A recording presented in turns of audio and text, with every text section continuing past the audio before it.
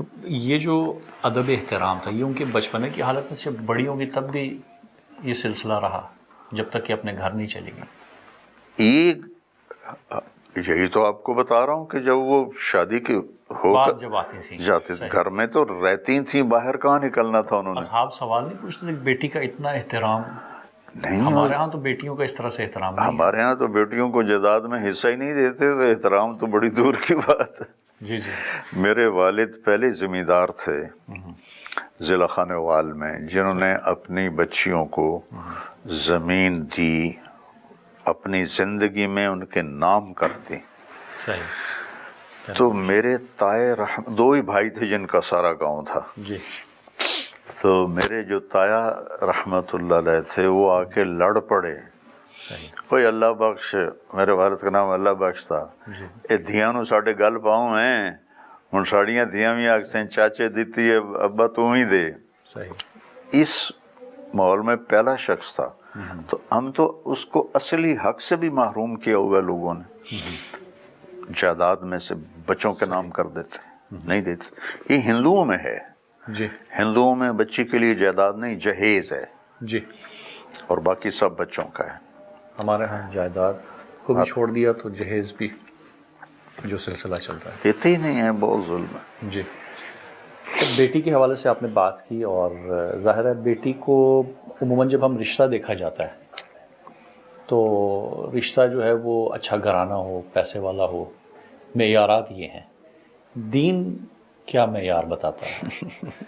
کیونکہ زور بازو ہوتا ہے کسی میں، کر بھی سکتا ہے، لیکن کیونکہ نوکری نہیں ہے اور یہ جو پڑھائی کا لمبا لمبا سلسلہ آگے کہ جب تک اتنی پڑھائی نہ کر لے کوئی. میرے نبی نے فرمایا کہ تنکح المرأة لمالها ولحسبها ولجمالها فاظفر بذات الدین تربت یداک.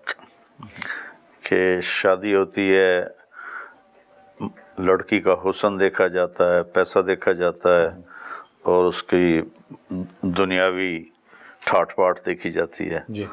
آپ نے فرمایا دیندار کو اختیار کر اگر تو کر سکتا ہے. صحیح. یہی پھر اصول لڑکے کے لیے ہوگا کہ وہ بھی دیندار لڑکی دیکھے. ہاں، دیندار لڑکا تلاش کریں لڑکی والے.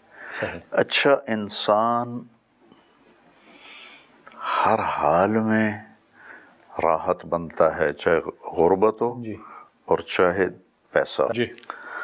تو جیسے یہ شہروں میں دیکھا جاتا ہے جاب کیا کرتا ہے، کاروباریوں میں دیکھا جاتا ہے کاروبار کیا کرتا ہے، کتنا ہے. ہمارے ہاں دیکھا جاتا ہے زمین کتنی ہے. تو بڑی پرانی بات ہے. ہماری ایک پتہ نہیں کیا لگتی تھیں، کوئی دور کا ہی رشتہ تھا، تو انہوں نے رشتہ کیا اپنی بھانجی، ان کی بھانجی کا رشتہ ہوا. صحیح. تو میں نے اس لڑکی کی خالہ سے پوچھا کہ خالہ وہ بچہ کیسا ہے؟ کہ پترو دے 14 مربن. صحیح. میرا سوال آپ نے سنا، جی جی بالکل، جواب آپ نے سنا. بالکل. پترو دے 14 مربن. کیسا نہیں بتایا؟ نہیں، میں نے دوبارہ پوچھا، میں کہا ماسی اپنی زبان ہے، وہ چور کی ہو جائے، چور لڑکے کو کہتے ہیں، وہ چور کی ہو جائے. اس نے کہا پترو دے 14 مربن. تیسری دفعہ میں نے پھر پوچھا، میں کہا ماسی چور کی ہو جائے کہ پتر 10 سے آتا ہے دے 14 مربن. یہ معیار ہے ہمارا. بالکل صحیح. آپ نے فرمایا علی کیسے آئے؟ تو وہ خاموش. کہنے لگے فاطمہ کے رشتے کے لیے آئے ہو؟ کہ جی ہاں. کہنے لگے انشاءاللہ، اور یہ کہہ کر اٹھ گئے. تو حضرت علی باہر نکلے اور ساتھیوں سے ناراض ہو گئے. دیکھا نا، میں نے کہا تھا مجھے نہ بھیجو. تو عبد الرحمن بن عوف نے پوچھا کیا ہوا؟ کہ انکار ہو گیا. کہا انکار ہو گیا؟ کہاں؟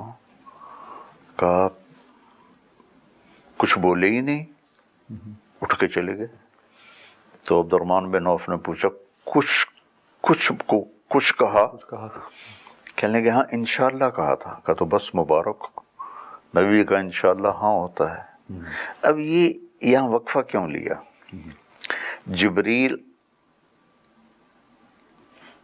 میں آپ کو وہ حدیث پہلے سنا دوں جو آپ نے خطبے میں سنائی. جب آپ نے خطبہ نکاح پڑھا تو کہا لوگوں جبریل اللہ کی طرف سے میرے پاس پیغام لائے ہیں کہ فاطمہ علی کے لیے ہے. ٹھیک ہے. اس کے بعد فاطمہ کو بلا رہے ہیں کہ بیٹا علی کا رشتہ آیا ہے، ہاں کر دو. اللہ اکبر. بیٹی کی مرضی لازمی ہے پوچھنی، حالانکہ اللہ کا حکم تھا. صرف یہی سبق دینا تھا.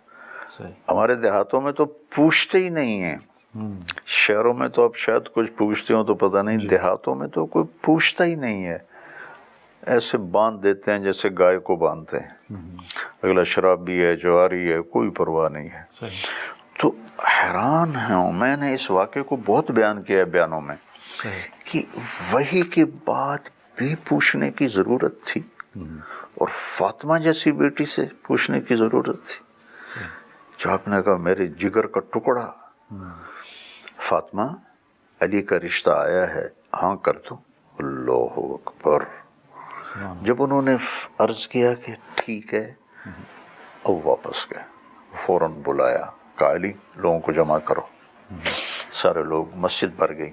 تو پھر آپ نے یہ بول فرمایا جو میں نے پہلے آپ کو سنا دیا. اور پھر آپ نے خطبہ پڑھا اور نکاح پڑھا. تو آپ نے کہا علی